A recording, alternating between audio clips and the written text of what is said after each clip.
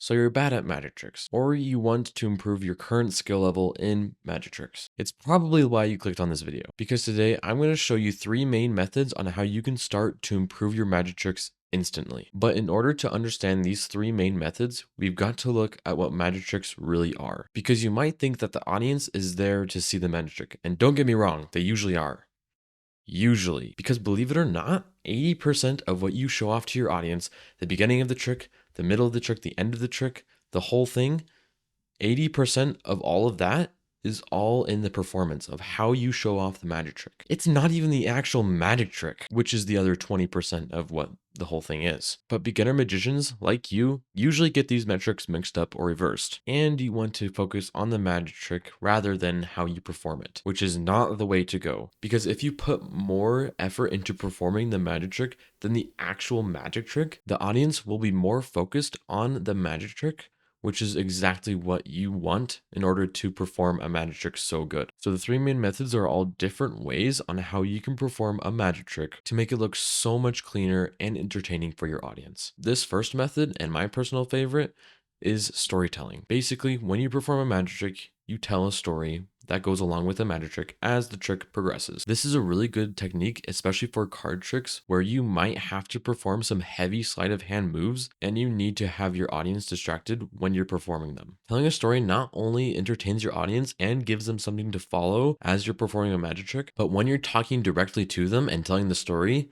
you can then perform the sleights that you need to do when they're distracted, which is super useful when you're performing card tricks. And after you're done performing the magic trick and telling the story, it'll actually have a bigger effect on the audience rather than just you performing the magic trick and showing it off as you normally do. I don't know why it makes a difference or the psychology behind that, but it genuinely makes a humongous difference if you just tell a simple story to go along with your magic trick. Now, if you're pretty bad at storytelling or you just are not great at literally writing anything, no offense, I would recommend using ChatGPT to help you write a story.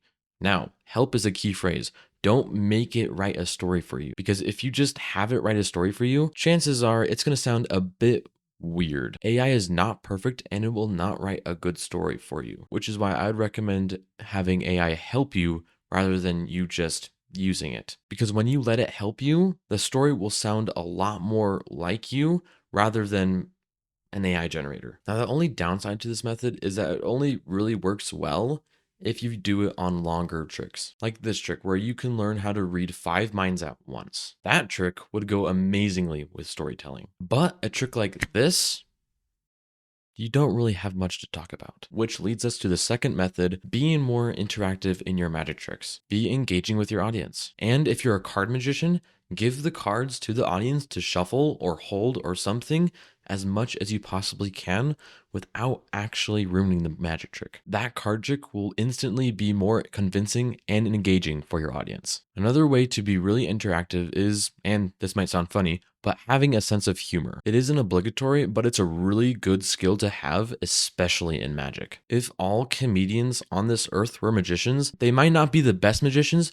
but they would be the most entertaining ones. So if you're the type of person who knows how to make people laugh, you would be a really good magician. But more ways to be interactive, especially on stage, is to call people up to help out with your magic trick. Now, this is what you would usually do in front of, big crowds, but pick the people that you need to help out with the magic trick in a very unique way. For example, say I wanted 5 people for my magic trick. I would go up to a person and tell the other person right next to them to rock, paper, scissors to go up on stage. It sounds ridiculous and you don't need to do the rock, paper, scissors thing specifically, but if you pick out the people that you need in a unique way, it can help out your ego as a magician to be more fun and interactive for your audience. Anyway, the whole purpose of you performing in front of big crowds or a few people is that you make it super creative, which then can make you look like not only a good magician, but a magician who knows what he's doing. Which leads us to the third and most important method of them all, is writing a script. It might sound weird, but it can help you a lot more than you think it might. Following a script can really entertain your audience, but the most important thing about a script is that you know what you're talking about. You know how to begin the trick, you know how to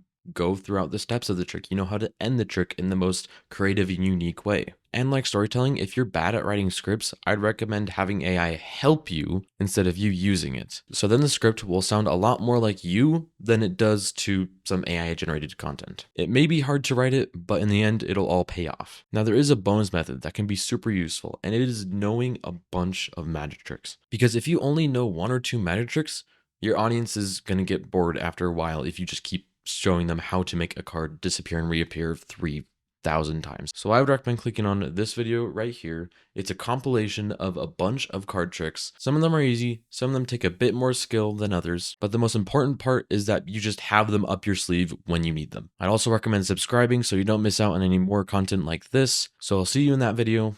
Thank you for watching this one and have a good day.